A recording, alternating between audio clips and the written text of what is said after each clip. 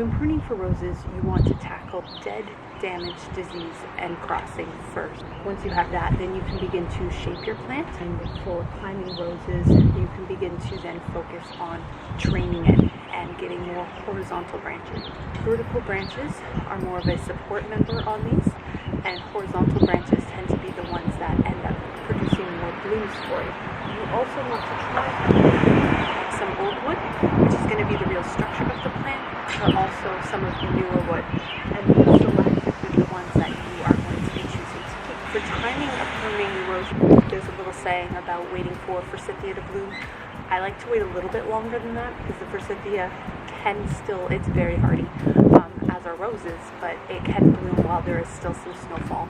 So I will typically wait until you have that 10 degrees Celsius during the day mark. Same thing for the rest of your spring cleanup. And by then you can also start to see some of the leaf notes that are coming out, and it just makes it that much easier to figure out what's dead versus what's dormant. Your chopping decision is that much clearer. So I'm going to start with the dead items, and then I'm going to go into any damaged ones that may have happened through some winter rubbing and blowing around. And once I have that done, then I will start to look for crossing members and make sure that there's good airflow throughout it. And then I will start to pick and choose the ones that I want to keep for training. So on this one here, this section is dead, and I'm going to be chopping it on an angle right above the leaf node there. And then again on this one here, the leaf node there, I'm going to chop off the dead bits. This one here, the end of it's pretty well toast. And we have a leaf node there. This one here is damaged as well, but we have a healthy leaf node right there. And then chop that. And then same thing with this one over here.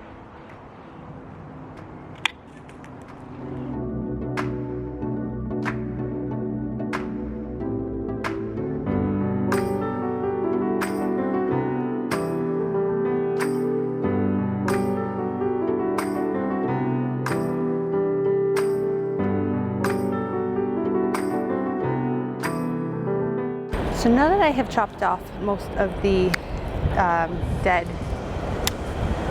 and diseased, I can start to pull apart the members that I want to be keeping and begin to shape it. So focusing on pulling branches like this to a more horizontal length so that they will begin to have more growth and more blooms coming off, and making sure that the main trunk members are no longer crossing. So this one here is crossing underneath this big guy over here. So starting to pull and manipulate them and then tying them off. I like to use a natural jute twine, and that way if anything ends up in the garden, it can decompose along with everything else and you're not adding any additional waste.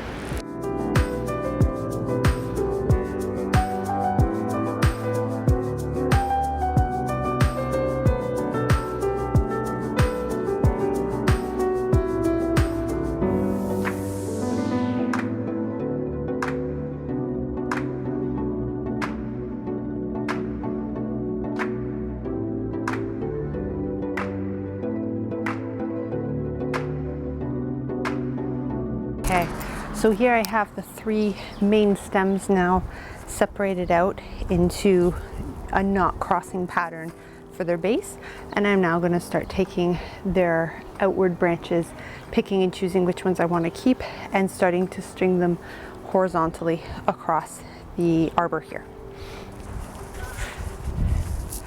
Now these two here, as lovely as they are, this one in particular I'm going to chop off because the direction it's coming is straight into the arbor, and it is very close to most people's eye level, and that is not something I want, and it's just not growing in the preferred direction. This one on the other hand here, I can begin to train and wrap in like so, so that one's not going to be a problem. Some of the other ones like this are sticking just straight out away from the arbor, so same thing, I'm going to chop that off because it is not going in a direction that is worth training.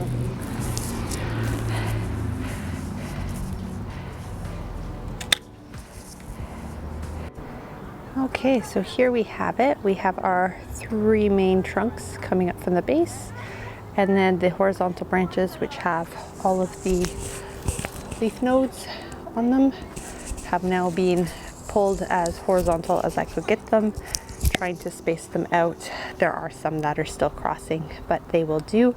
And then these ones here, as they grow, I will continue to train them across this way.